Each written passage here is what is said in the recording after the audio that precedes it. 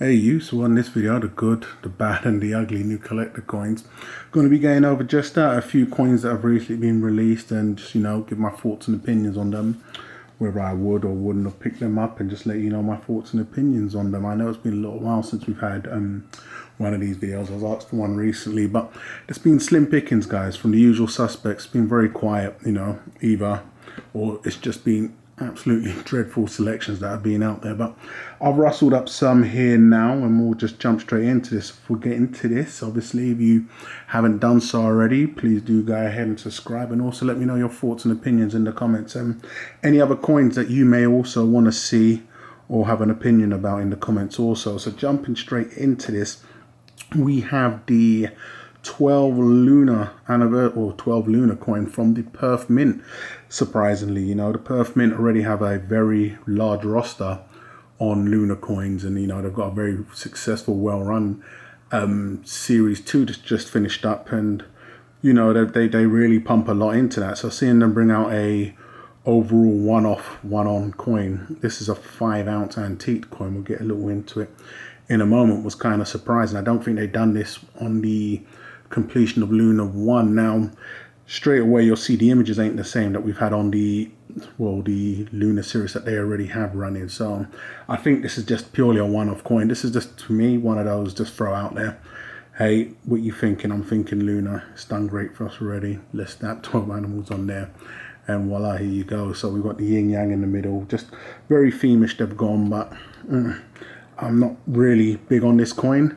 It is a chunky one. I believe they said it was rimless. I think the mintage on this, was 388. So they haven't gone crazy on the mintage, but I think them just releasing one out, you can see some of the animals there. So there's no resemblance to any of the animals that they released in their already solo yearly Lunar series. Yeah, the mintage isn't too insane, but I don't think these will sell out. I don't know, they may just sit on the shelves. There's so much Lunar out there. Them being, if not the leaders, one of the leaders out there, it's kind of surprising that they'd bring out a one-off, all on one coin type of thing. Slight issue, the price. I wouldn't call it the prettiest looking coin, but I've always mentioned in other videos the benefits I see of antique coins. In UK, this is around £450, £430 sterling, and you're looking at around $520. So that's going to be the only issue, especially now. Is it good? And I don't think it's that good. Is it ugly? I do think it's an ugly piece.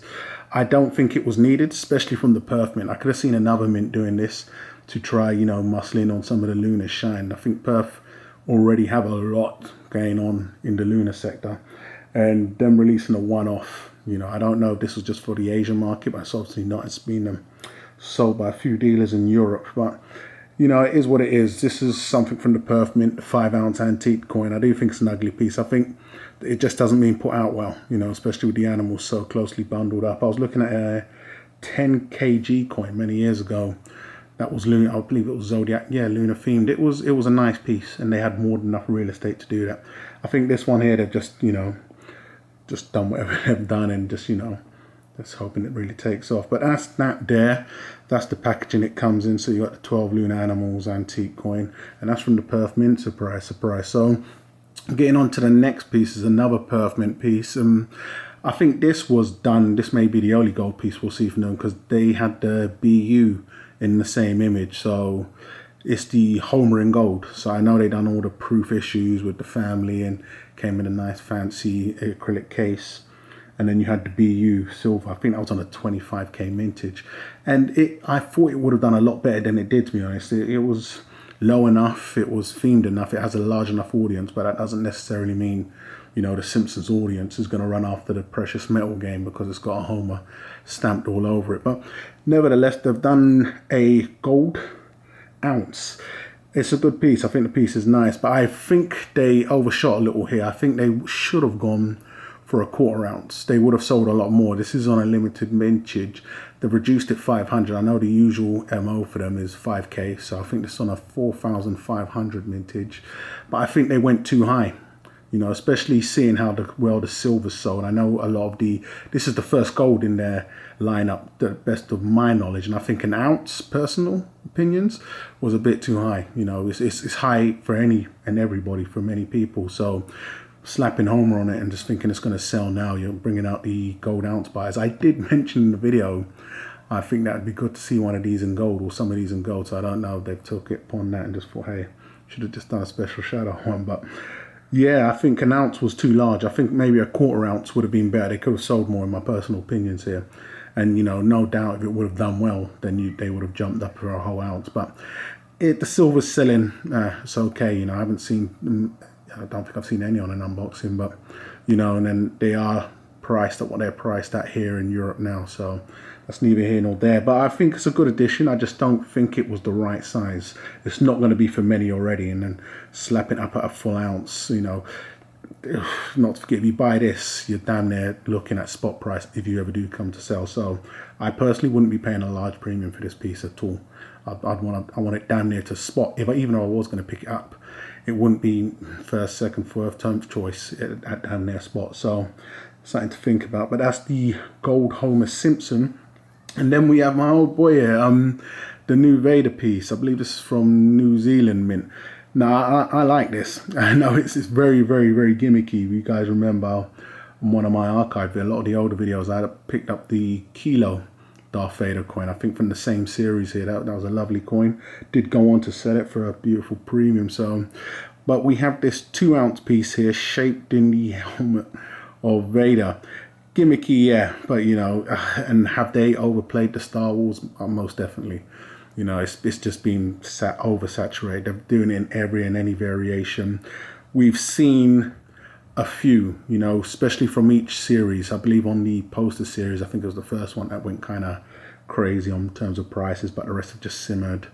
Even on these, they brought out 2 ounce variants, the 1 ounce proof variants. Again, I think it was the first one. I believe they brought out first Vader, but I don't think the price is still holding. So this here is one of those, you know what you're getting when you get into this. You either buying it because you like it. I personally don't think it's going to go on to do great things. They've tried something different. It could damn near pass for a poured piece. I think I have a poured Vader helmet, but I think it's I personally like it, but you know, in terms of appreciation wave, I think it will do well on the aftermarket, especially as just as its own shape. Really, I'm not too sure on that, but nevertheless, it's a new addition to the Star Wars collection. You know, there's old boy there, Vader, and you know, I personally like it, as tacky as it is, but whether it'll do good or not, who knows. Please let me know your thoughts and opinions if you did pick this up in terms of flipping. So now we get on to another coin that's causing a bit of ruckus. It's the, can't even see it, what's that, the Batavia? The triangle coin. You know, I'll get onto the whole first triangle coin in a moment as I round this one up, but I think it's pretty decent. It is what it is. You know, Royal Australian Mint, I believe, done this, and this is the gold variant of it. So it comes in a mintage of 250. 250, you've got coins, a few out there with a mintage of 100 that haven't sold out. So 250, depending on how you look at it, could be damn near be massive. But this is not going to be selling out anytime soon. I don't think it's a massive hit either. It's just them stretching a little, you know, jumping into whatever it is and just hyping it up for whatever it is. But I don't think it's an ugly coin. I think it's pretty decent for what it is. They also have it in silver on a mintage of 25,000, I believe. So once again, personally, it wouldn't be nothing for me. Like I said, a lot of the marketing for this is that it's the first triangular coin, either from them or in general, you know, triangular investment coin. But the slight gripe I have there is that, you know, in case they forgot, this is one that they released. Here's one they prepared earlier, and I thought it was a medal at first, but you can actually see it's got a $5 denomination, and this is also from the Royal Australian Mint. Yes, it's war themed, so I think this was the Remember the Fallen, the Anzac Trap, I don't know, something, the Anzac Spirit.